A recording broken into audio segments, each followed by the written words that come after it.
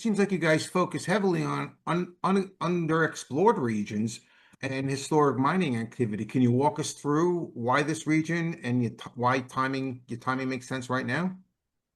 Well, our timing makes sense right now in the fact that we've had enough 20 years of working in the region, so and I've sat down at many of the prospectors' tables and families. We've gotten to know the area very, very well. And as I said, we've the other project that we have there, which is that we were involved with, called Sissenbrook, which is is a success. We've now assembled a good portfolio of properties in the antimony, tungsten, and gold space, and we paid them all off. So we own everything in the company 100%.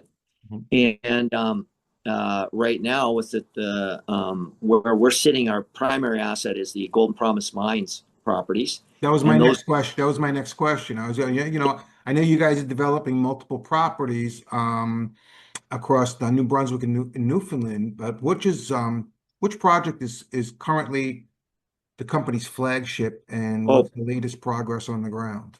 well, by far, it's Golden Promise. Golden Promise is a belt of about 32 kilometers long. We're 1 kilometer away from Equinox and Calabrio mines, which is that $2.6 billion deal that was done up in Newfoundland. We're in that Victoria Lake Superbelt group of rocks.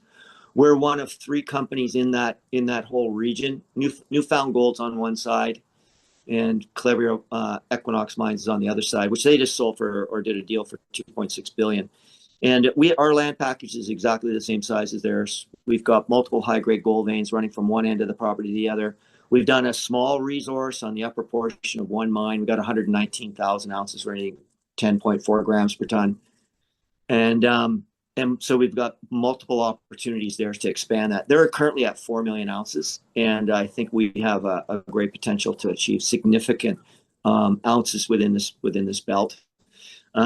Over the last 3 years, an opportunity came forward where we got introduced to a company called Digital Novamera, and they came out. They were a mining group out in Newfoundland, and they've come up with some new technology, innovative new technology for scoping underground and creating some imagery of veins below, using some new imagery technology with some AI.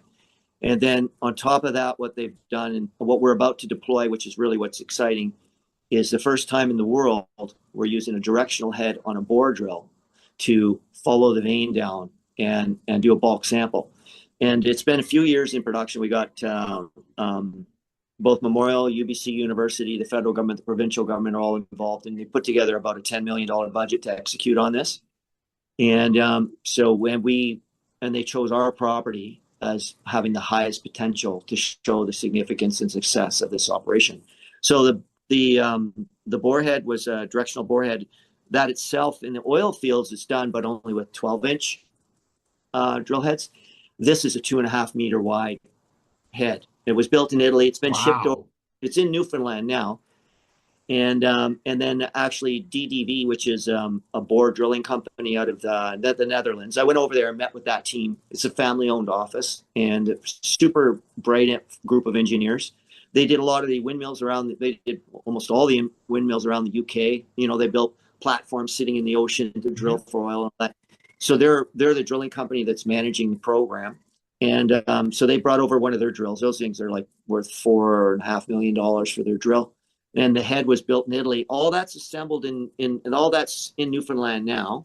And actually today, the day that we're speaking, they're in the midst of shipping it to the property. We just announced our permit finally last week that everything's done. And so we're moving all the equipment on the property, and we're going to drill 3 100-meter holes and do a 2,700 ton bulk sample. And we're targeting some of the higher grade zones within our resource that we have there, which is right at pretty much at surface. So we're looking at material somewhere north of 11 grams per ton.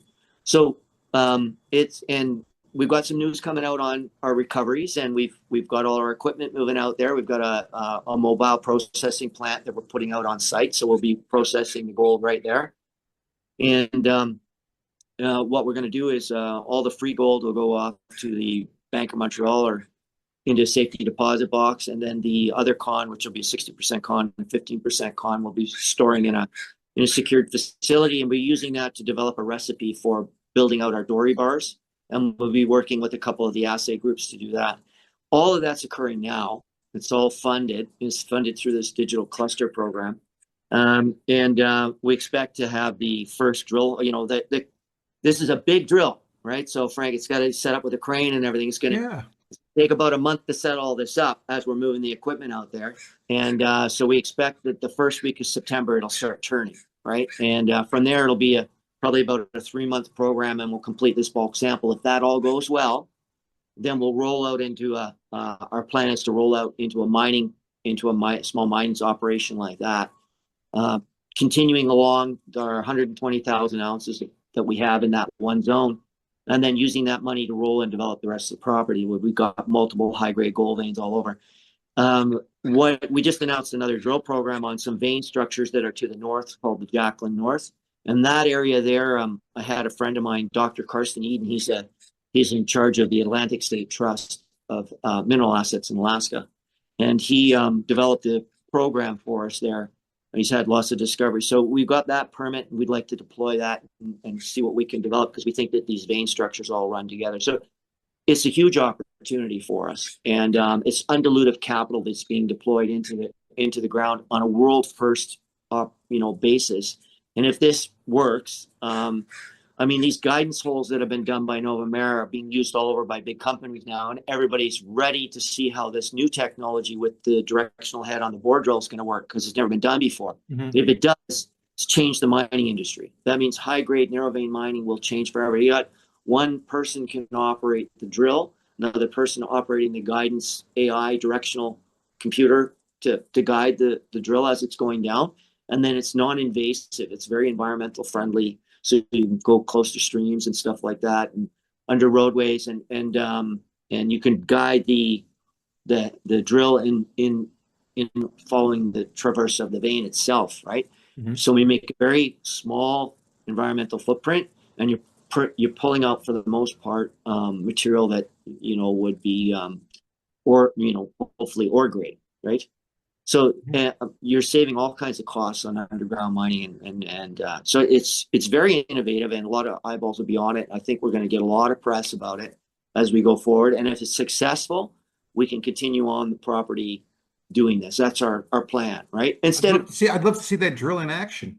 Yeah, well, like our neighbors are spending $100 million on CapEx, right, to build their, they're literally right beside us, right? And so here we are going forward, and we've got this opportunity to do this for very low cost, So we'll see how it works, but it could change the opportunities in small high grade mining around the world, right? So because we know a lot of the majors have been involved with Novamera, everyone's sort of waiting to see how this is going to work, right?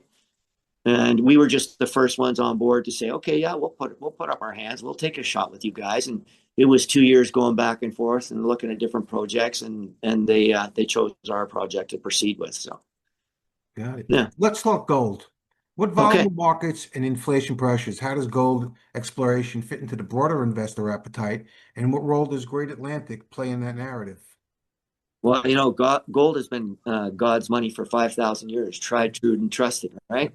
And we've seen all fiat currencies fail at some point in time. There's over 700 different fiat currencies in the planet. They they burn and burn. They just print that paper and out it goes. But gold will buy you, in Roman times, a suit of armor and a sword and a little Java or a drink of, and it'll still buy you a suit of armor and your suit and your cup of coffee today, right? Yeah. It's always been a tried and true form of preservation of wealth, and so gold has always been, my personal focus. I've always been wanting to get into the, running our own little production scenario. And I think that we have the opportunity here to do that with Great Atlantic. And we're sitting in a belt that's, it's very, it's all staked. We've got we've got a major producer, one of the largest producers coming into production right beside us, literally 1 kilometer away, with 1 million ounces. So we're sitting on a really great opportunity.